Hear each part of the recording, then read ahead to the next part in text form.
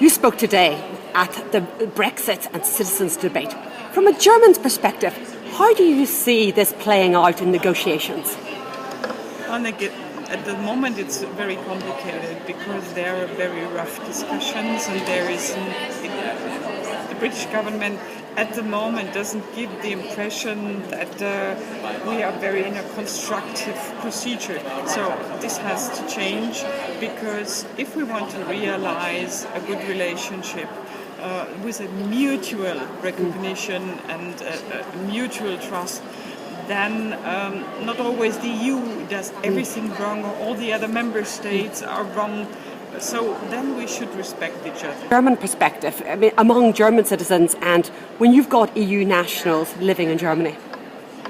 Especially, we have very clearly to say this is a mutual project. So Germany is the biggest net payer in the European Union, but we are profiting from the internal market. We have huge possibilities to export.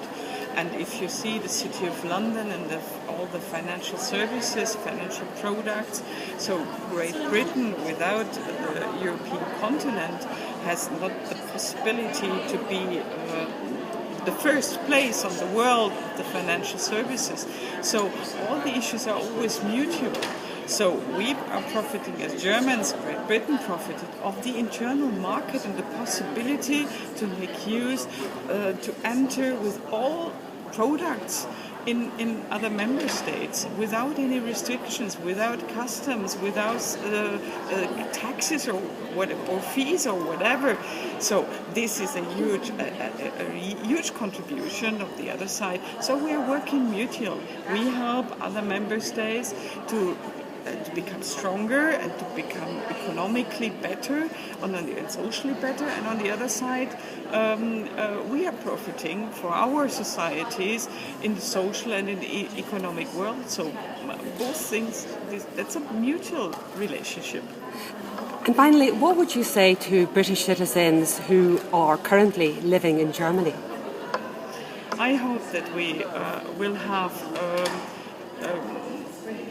let's say, for a time where not everything is clarified, for all the companies and for all people living in the European Union, and on the other side for European citizens in the UK, that we find a time where we have intermediate solutions, because the situation that we are facing now causes a lot of uncertainty in companies, a lot of uncertainty for the people living in UK or in the European Union, because former times they were used to travel when they want and however they wanted to stay, or how long they want.